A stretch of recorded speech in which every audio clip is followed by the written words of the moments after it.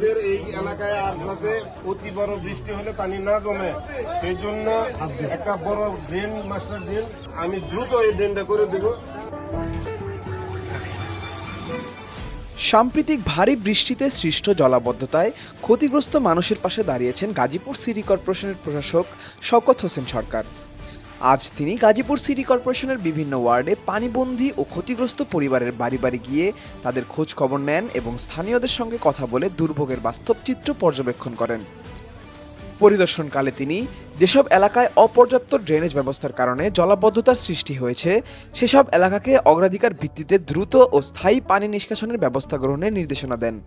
তিনি বলেন, নাগরিকদের দুর্ভোগ কমাতে প্রয়োজনীয় সব উন্নয়ন কার্যক্রম দ্রুত বাস্তবায়ন করা হবে এবং জলাবদ্ধতার স্থায়ী সমাধান কার্যকর পদক্ষেপ নেওয়া হবে।